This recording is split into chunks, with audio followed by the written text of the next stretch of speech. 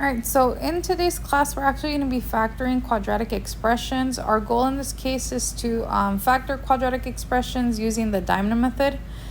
So in this case, the diamond method is basically finding two factors that multiply to an a times a c, which is our leading coefficient and our constant, and also add up to a b, which is our middle term. So let's go ahead and see our first example here. And in our first example, we have x squared plus a 5x minus 24. Now, whenever we're factoring these, we do want to go ahead and identify our variables here, a, b, and c. A in this case represents the number, the leading coefficient in this case. We're actually not given it, so that's actually an imaginary 1 there. So our a value is a 1. B in this case is our middle coefficient, or our x coefficient, which is a 5. And then c in this case is the constant, which in this case for us is the negative 24. All right. Now, once we have this, let's go ahead and build our diamond here. And on top of our diamond, we have a times a c. On the bottom, we have a b. So a times c in this case, 1 times the negative 24 is negative 24. And our b here is a 5. So we're looking for two numbers that multiply to a negative 24 but add up to a 5.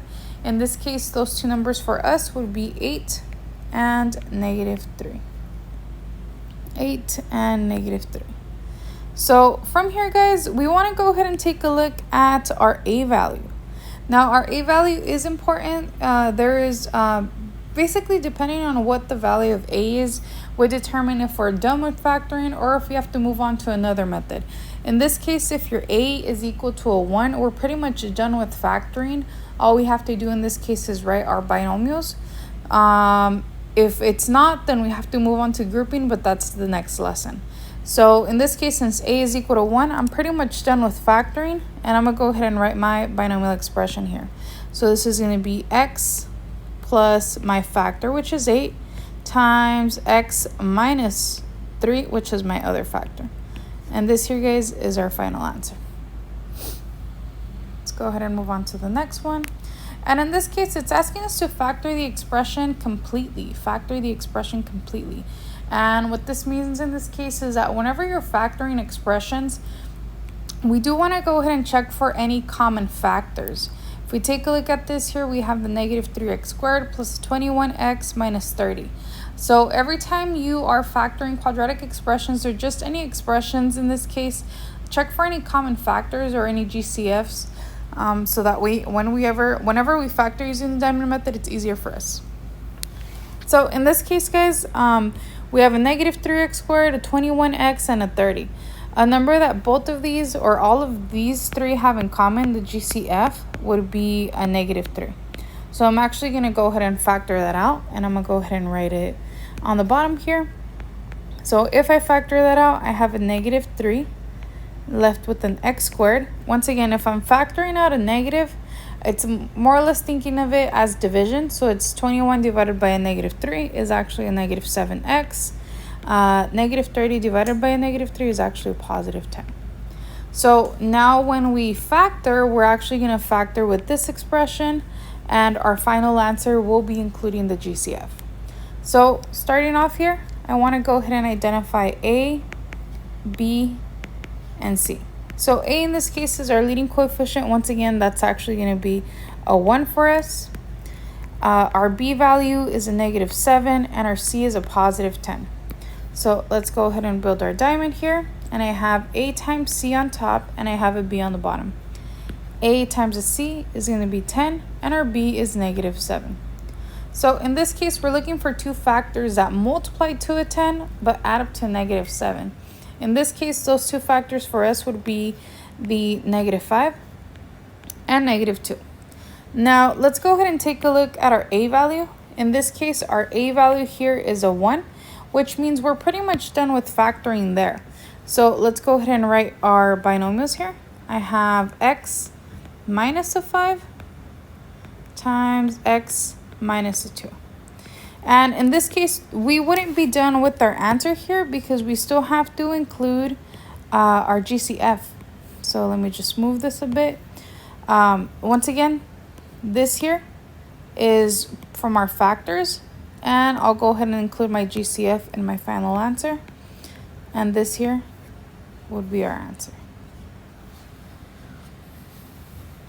So make your life simpler. Just double check for any common factors, any GCFs that we could take out, and we have to make sure we include them in our final answer. Now let's go ahead and take a look at this next example. And in this example, we have a 4x squared minus an 8x minus 12. Starting off, we want to go ahead and identify any possible GCFs between the 4, the negative 8, and the negative 12. Now, in this case, they actually all have a 4 in common. And one thing I forgot to mention in the previous problem is, I'm going to go ahead and go back. If you have a leading coefficient here, leading coefficient being the negative 3. If you have a leading coefficient that is negative, then you will be factoring out a negative number just to make our life easier and to have a positive leading coefficient. So once again, if you have a leading coefficient, you will be factoring out that negative. In this case, in this example, we actually have a positive leading coefficient, so we're not going to be factoring out a negative. But our GCF in this case is going to be a 4. So let's go ahead and factor that out. And we have 4x squared minus a 2x minus 3. Now let's go ahead and identify A, B, and C. So A in this case, B, and C.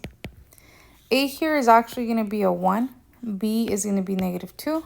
And C is a negative 3. So let's go ahead and build our diamond. And we have A times C and then the B on the bottom. So A times C in this case is going to be a negative 3. B is negative 2. So we're looking for two numbers that multiply to a negative 3 but add up to a negative 2. In this case, those numbers for us would be a negative 3 and a 1. Once again, if we take a look at our A value here, A is a 1, which means we're pretty much done with factoring. So let's go ahead and write our answer here. So I have x minus 3 times x plus a 1. And this wouldn't be our final answer until we include the GCF. And this here is our final answer. And we do have this practice problem here, so go ahead and complete that practice problem on your own. And thanks for watching.